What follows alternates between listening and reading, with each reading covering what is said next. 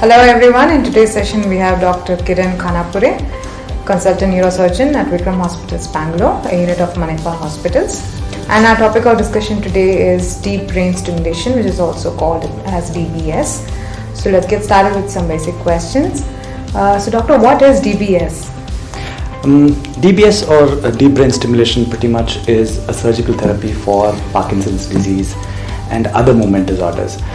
Basically, we place electrodes in very specific nuclei in the brain itself with sub-millimeter accuracy. These electrodes are connected to an external device which generates a small power. A tiny current is delivered through these electrodes into very specific nuclei, and that stimulates the circuits which control motor activity and things. And that helps alleviate most of the problems that are seen most commonly in Parkinson's, either with bradykinesia, that is the slowness of movement, or rigidity, or abnormal movements as dyskinesias. Thank you, doctor. So where is it applicable and when should a person go for deep brain stimulation? So the most common indication for DBS would be Parkinson's disease. So let's say Parkinson's disease patients, generally we tend to consider them for deep brain stimulation 4 to 5 years after the onset of the diagnosis of the disease itself. At times there is severe drug-induced side effects, either dystonia, tightness of movements, or rigidity that is there, or there are abnormal movements, what we call as dyskinesias. So these are the times when we consider DBS as a process to alleviate all these problems or fill in the gaps that has been caused because of the medical therapy itself. So how does DBS feel like when the device is on? Quite frankly, DBS is, like I told you, it's just about 2 electrodes and there's an external pacemaking device. It's pretty much like a cardiac pacemaker. So a tiny current goes in into those deep nuclei itself, and that produces changes in the circuits itself. Realistically, the whole device is subcutaneous and there is no change in the routine daily activities of the patient itself. They can get on with all of their daily activities pretty much by itself. Talking of programming, how does programming work on DBS? So programming pretty much happens after the actual surgical process. Usually what happens is, after a period of a couple of weeks, the patient comes back and then he's on a program wherein you assess the patient and then produce small changes in the electrical parameters itself. The programming generally happens on an OPD basis. It can last anywhere between 4 to 6 weeks, probably at least 3 to 4 sessions over those periods itself, to fine tune and kind of reach the sweet spot which is best suited for the patient itself. So it's kind of a customization that happens and you kind of fine tune it over the period of 4 to 6 weeks. Thank you, doctor. So how successful is DBS surgery and what are its advantages? So DBS surgery itself as a therapy for PD has been FDA approved since the 1990s. It's a brilliant mechanism to try and control the motor symptoms that are associated with Parkinson's disease itself.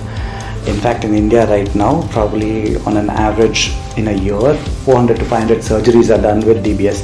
So it's immensely successful at changing the quality of life for the patient itself.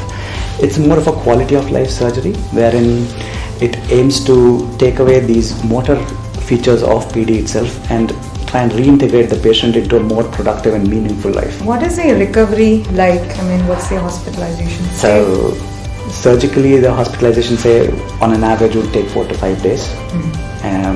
After that, he pretty much gets home.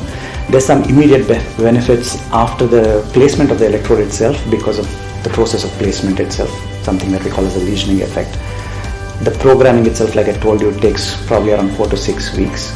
So the whole process to reach what is best optimized for him would probably take around 4 to 6 weeks plus another week of the surgical procedure. So doctor, how long does the benefit last? So DBS is a constant stimulation that occurs over the 24 hours. So when we take a medication, there could be a fluctuation in the drug level, so it goes up and down. Unlike that, DBS is there 24 hours of the day producing the same benefit. So it takes away those fluctuations and that in turn reduces the rigidity and tremors also. Regarding the how long does it last, the device itself lasts for probably around 4 to 6 years in the sense on a routine requirement of current. that would be the non-rechargeable devices.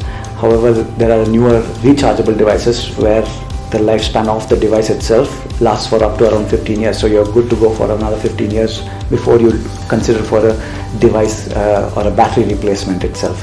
So doctor, are there any restrictions with DBS, and what are your suggestions for a person suffering from Parkinson's?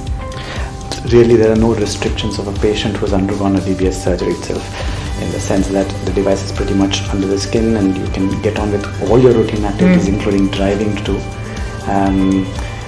Initially, on the older generation devices, there were some concerns with having to go through a metal detector that was either what we commonly see in malls or airports. With the newer devices, really there is no restriction on that either.